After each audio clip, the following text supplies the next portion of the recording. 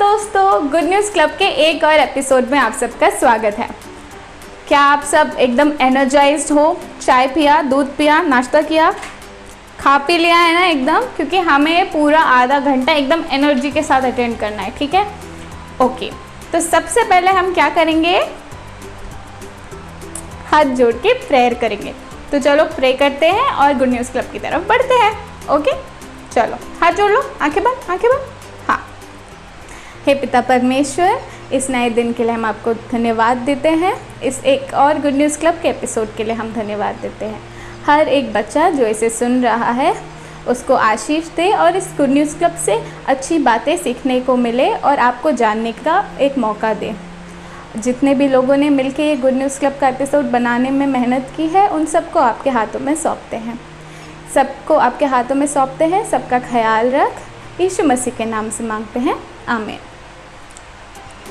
Okay, अब हो गई है प्रार्थना और बारी आ रही है मेरे फेवरेट टाइम की। बताओ क्या है? गाना गाने का टाइम। तो चलो जाके देखते हैं आज कौन सा गाना सीख रहे हैं। चलो।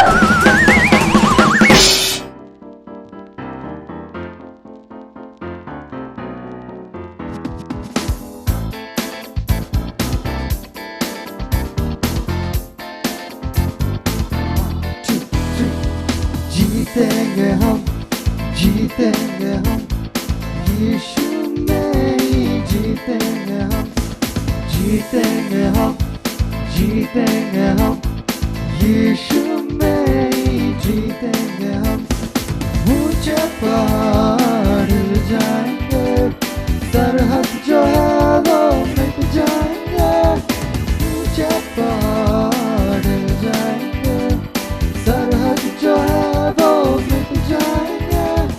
तेरे वचन मेरे दिल में रहे, तेरी जुबान में रहे।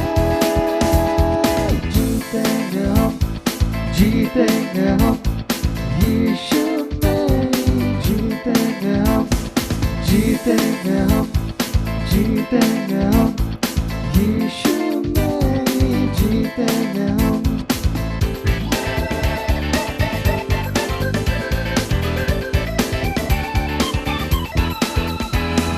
विश्वास में चलता रहूं, आत्मा की शक्ति से आगे बढ़ूं। विश्वास में चलता रहूं, आत्मा की शक्ति से आगे बढ़ूं। नामुमकिन को मैं मुमकिन करूं, तुझ पे विश्वास यीशु। जीतेंगे हम, जीतेंगे हम, यीशु में जीतेंगे हम, जीतेंगे हम, जीतेंगे हम, यीशु में जीतेंगे हम, जीतेंगे हम, जीतेंगे हम, यीशु में जीतेंगे हम। उसके फाटकों में प्रवेश करूंगा धन्यवाद के साथ, उसके आंगनों में स्तुति करूंगा। मैं कहूंगा ये दिन यहोवा ने बनाया है, मैं खुश हुआ कि आनंदित किया, आनंदित किया, उसने आनंदित किया। मैं खुश हुआ कि आनंदित किया, आनंदित किया, उसने आनंदित किया। मैं खुश हुआ कि आनंदित किया।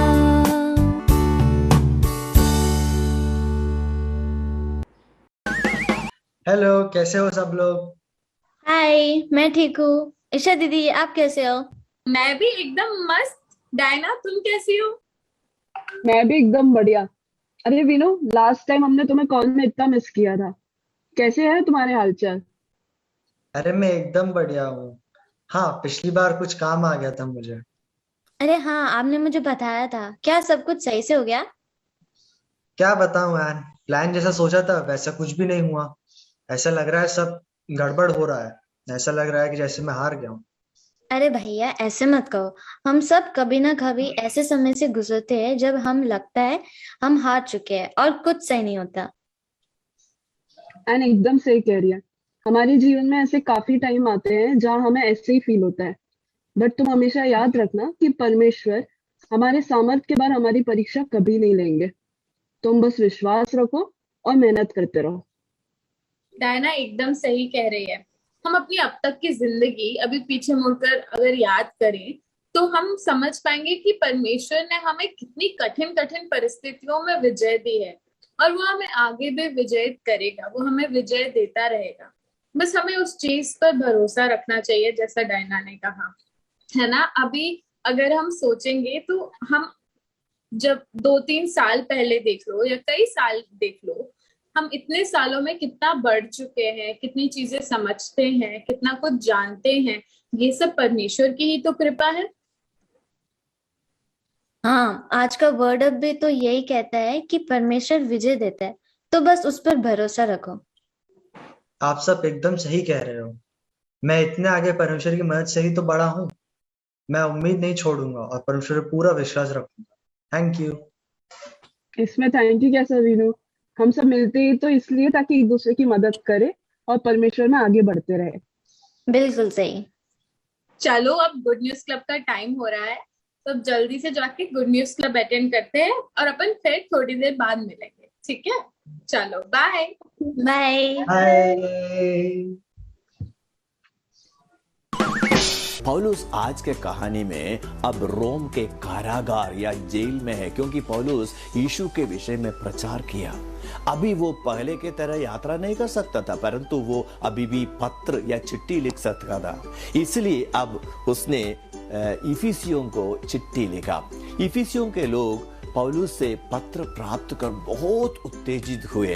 पौलुस ने उन्हें बताया कि कैसे परमेश्वर का अनुसरण करना है। इस पत्र के अंत में पौलुस ने लिखा कि कैसे लोग प्रभु में बलवंत बन सकते हैं और परीक्षा के विरुद्ध लड़ सकते हैं। परीक्षा मतलब परमेश्वर के विरुद्ध या विपरीत कुछ करने की इच्छा है। जो मुखाग्रित पद में हमने पिछली बार सीखा था वो इस विषय में बात करता है। आइए हम इसको मिलकर बोलेंगे। इफिसियों 6:10 निदान प्रभु में और उसकी शक्ति में बलवंत बनो। भले ही इफिसियों के लोग यीशु पर विश्वास करते थे, पौलुस जानता था कि वो फिर भी पाप करने की परीक्षा में पड़ेंगे। मतलब परमेश्वर के मार्ग के बजाय अपने स्वयं के मार्ग में जाने का संभावना है। जब पौलुस ने इफिसियों को चिट्ठी लिखा, वो जानता था कि वो अभी पाप करने की परीक्षा में पड़ेंगे, इसलिए उसने उनके लिए एक मार्ग के विषय में लिखा जिससे वो परीक्षा के विरोध में दृढ़ खड़े हो सके। यदि आपने यीशु को अपना उद्धारकर्ता माना है, तब भी आप पाप करने की परीक्षा में पड़ेंगे। सही काम करना हमेशा आसान नहीं होता है। प्रत्येक व्यक्ति यीशु पर विश्वास करने के बाद भी परमेश्वर के मार्ग जाने के बजाय अपने स्वयं के मार्ग जाने के लिए मन करता है। हो सकता है आपका भाई आपको परेशान करता है और आप उस पे ऊपर चिल्लाने की परीक्षा में पड़ सकते हैं। हो सकता है कि स्कूल में आपकी कक्षा में कोई ऐसा है जो अन्य बच्चों जैसे नहीं दिखता हो सकता है और आप उसका मजाक उड़ाने की परीक्षा में पड़ सकते हैं। जब दूसरे बच्चे उसका मजाक उड़ाते हैं तो आप भी हंसने की परीक्षा में पड़ सकते हैं। या आप अपने विषय में सोचते हैं कभी परमेश्वर आपकी चिंता नहीं करता। कभी कभी ऐसा होता है। कई बार हम शैतान द्वारा पाप करने के लिए लुभाए जाते हैं। बाइबल कहती है, पहला यूहन्ना 4:4 में लिखा है, क्योंकि जो तुम में है वो उससे जो संसार में है बड़ा है। परमेश्वर पवित्र आत्मा यीशु पर विश्वास करने वालों के दिल में वास करता है। मेरे साथ बोलो, परमेश्वर विजय देता है। पौलुस जानता था कि जो यीशु पर विश्वास करते हैं वो पाप करने के लिए लुभाए जाएंगे, इसलिए उसने उन्हें परीक्षा के विरुद्ध दृढ़ खड़े रहने के मार्ग के विषय में लिखा। पौलुस हमें परीक्षा के विरुद्ध लड़ने के लिए एक उदाहरण देता है जिसे परमेश्वर के सारे हथियार कहा जाता है। परमेश्वर के सारे हथियार हमें परमेश्वर और जो उसने हमारे लिए किए हैं उसे याद दिलाता है। पौलुस कहता है कि हमें प्रभु में बलवंत होना है। ये सभी हथियारों के लिए महत्वपूर्ण है। सिपाही को शत्रु के विरोध में दृढ़ खड़े होने के लिए बलवंत होना है। फिर पौलुस कहता है दृढ़ रहो, जिसका अर्थ है कि जब बातें मुश्किल होती है तो आप डर के मारे भागने का जरूरत नहीं है। यदि आप यीशु पर विश्वास करते हैं तो आप दृढ़ हो सकते हैं और यही जान सकते हैं कि परमेश्वर आपको विजय देगा। जब आप प्रतिदिन परमेश्वर की सहायता के लिए उसके बल पर भरोसा करते हैं तो आप दृढ़ खड़े हो सकते हैं। एक सिपाही एक मोटे चमड़े का बेल्ट पहनेगा जो उसकी रक्षा करेगा और उसके अन्य हथियारों को एक साथ रहेगा। सुसमाचार का सत्य शेष हथियारों को एक साथ रखता है। बाइबल हमारे लिए परमेश्वर का वचन और सदैव सत्य है। परीक्षा में दृढ़ खड़े होने में हमारी सहायता के लिए सत्य को याद रखने की आवश्यकता है। हम परमेश्वर के वचन के वो जो सत्य है, आइए हम उसको बोले, सत्य के बेल्ट के साथ दृढ़ खड़े हो। सत्य के बेल्ट के साथ दृढ़ खड़े हो। एक रोमी सिपाही एक जीलम पहनेगा। ये सिपाही के ऊपरी शरीर पर होती है और शरीर के ऊपरी महत्वपूर्ण भागों की रक्षा करती है, जिसमें हृदय भी शामिल है। जो यीशु पर विश्वास करते हैं उन्हें हृदय की रक्षा की आवश्यकता है। हमारा हृदय सोचता है, महसूस करता है और निर्णय लेता है। पौलुस इस हथियार को धार्मिकता की झिलम कहता है, परंतु कोई भी अपने सामर्थ्य से धर्मी नहीं बन सकता।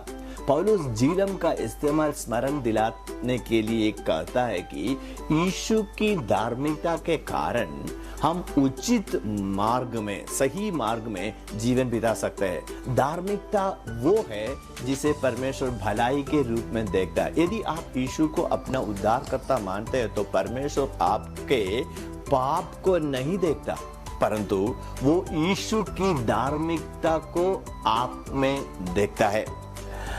यदि आपने यीशु पर विश्वास नहीं किया तो परमेश्वर अभी भी आपके पाप को देखता है। क्या आपको याद है कि पाप क्या है?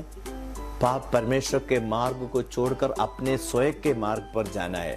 पाप भयंकर समस्या है क्योंकि यह आपको परमेश्वर से हमेशा के लिए अलग करता है। पाप इतनी बड़ी समस्या है कि बाइबल उसके विषय में बात करती है मृत्यु की तस्वीर इस्तेमाल करते हुए। इफिसियों 2:5 में लिखा है, जब हम अपराधों के कारण मरे हुए थे। जब हम अपराधों के कारण मरे हुए थे।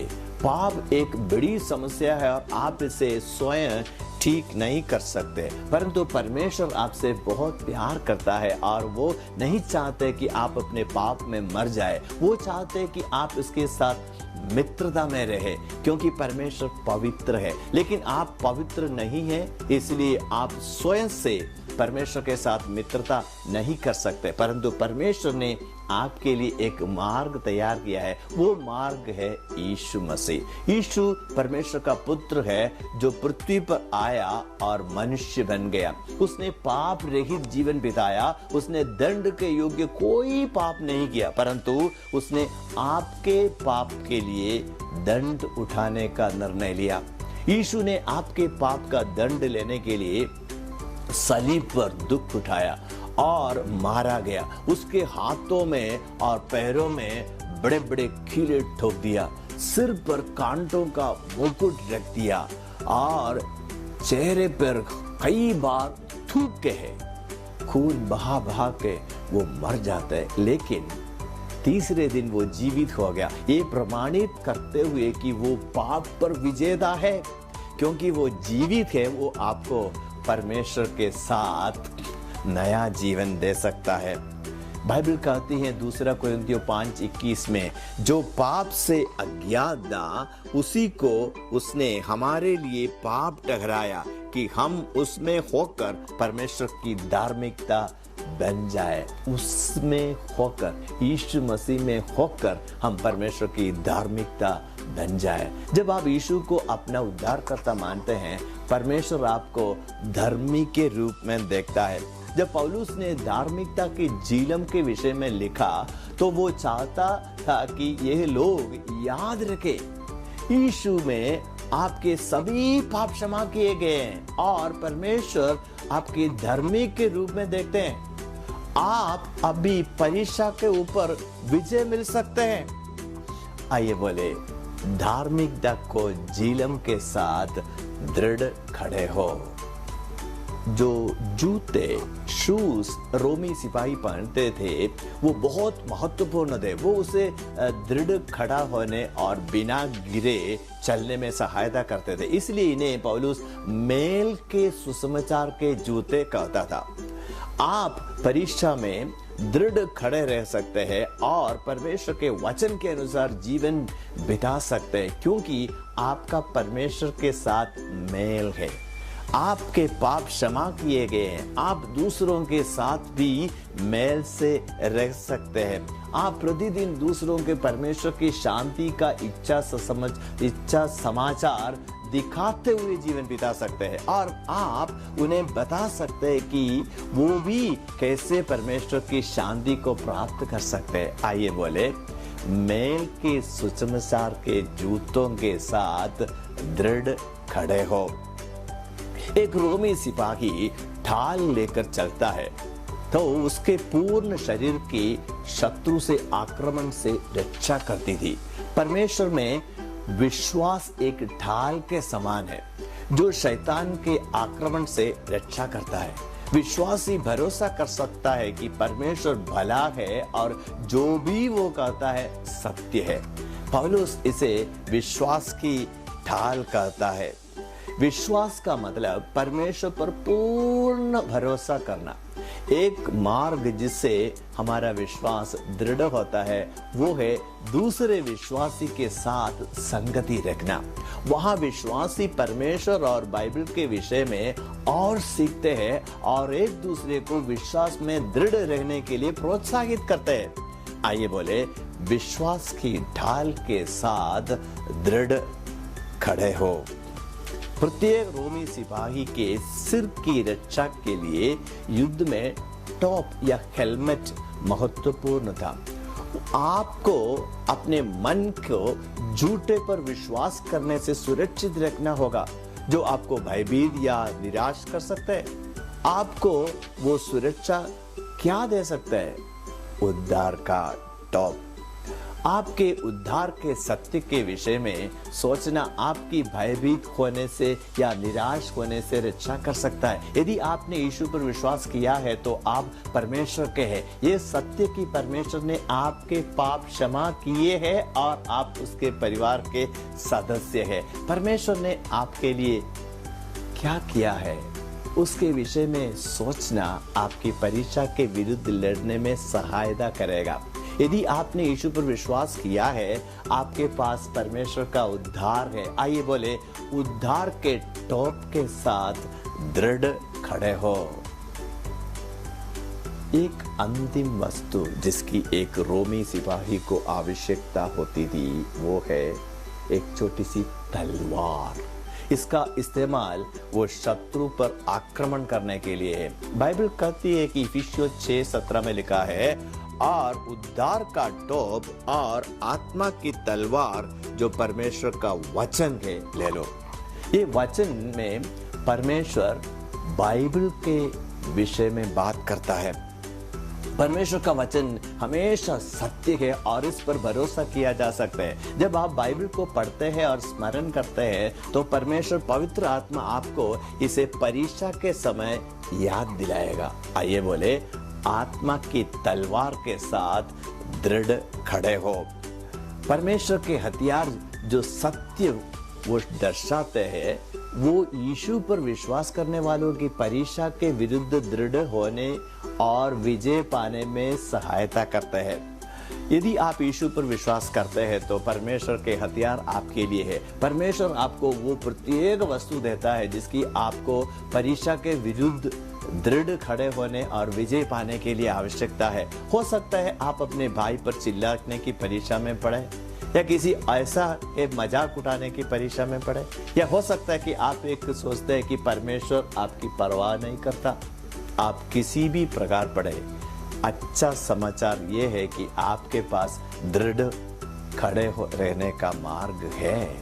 आपकी और पूरे संसार का सृष्टिकर्ता परमेश्वर है, वो आपके साथ है और वो आपकी सहायता करेगा और आप परीक्षा के विरोध में लड़ सकते हैं क्योंकि परमेश्वर आपके साथ है। सही काम करने में वो आपकी सहायता करता है। मेरे साथ बोलो, परमेश्वर विजय देता है। परमेश्वर आपको वो प्रत्येक वस्तु देता है जिसकी आपको परीक्षा के विरुद्ध दृढ़ खड़े होने और विजय पाने के लिए आवश्यकता है।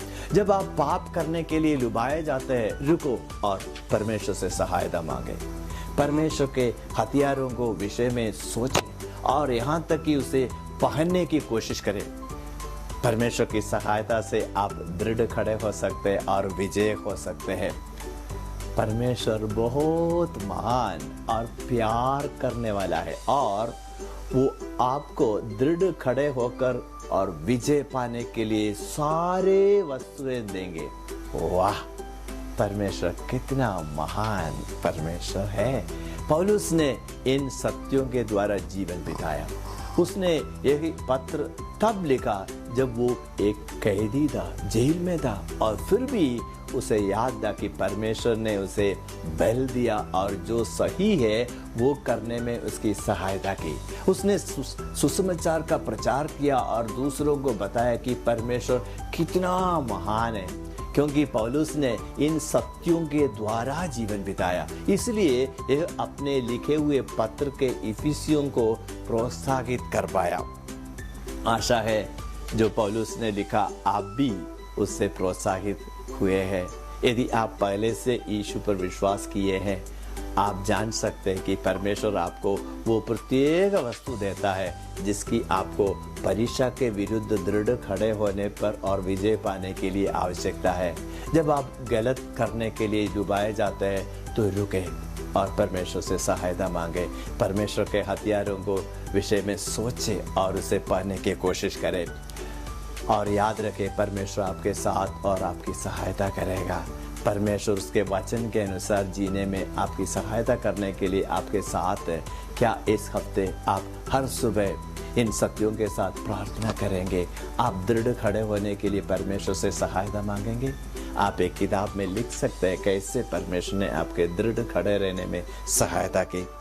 यदि आपने यीशु पर विश्वास नहीं किया, आप इन सत्यों पर दृढ़ खड़े नहीं हो सकते हैं, क्योंकि आप अभी भी अपने पापों में मरे हुए हैं। ये सत्य आपके लिए नहीं है, परंतु परमेश्वर ने उसमें आपके जीवित होने के लिए एक मार्ग तैयार किया है। यीशु जब सलीब पर मारा गया और फिर तीसरे दिन जीवित हुआ तो उसने आपके पाप का दंड अपने ऊपर ले लिया। प्रेरितों के काम 16:31 में लिखा है, तो परमेश्वर पर विश्वास कर तू और तेरा घराना उद्धार पाएगा। विश्वास करने का अर्थ अपने भरोसे को यीशु पर रखना, वो जो आपके लिए मारा गया और फिर जीवित हुआ। परमेश्वर की प्रतिज्ञा ये है कि आप अपने पाप के दंड से बचाए जाएंगे और जीवित किए जाएंगे। आप परमेश्वर के साथ नया जीवन प्राप्त करेंगे। परमेश्वर के साथ एक विशेष मित्रता जो आप शुरू हो सकते हैं। आप अनंतता के साथ प्रभु के साथ जीवन बिता सकते हैं। क्या आपकी सहायता करने के लिए आपके साथ परमेश्वर हमेशा रहेगा? आप यीशु पर आज विश्वास करेंगे? तो आप सबको कैसी लगी आज की बाइबल की कहानी? अच्छी थी ना? कुछ सीखने को मिला? हाँ, मिला ना? बढ़िया। अब बारी है बाय बोलने की, बट हम फिर से मिलेंगे कब? हर शनिवार 4:30 बजे यहीं पे। तो मिलते हैं अगले शनिवार। बाय।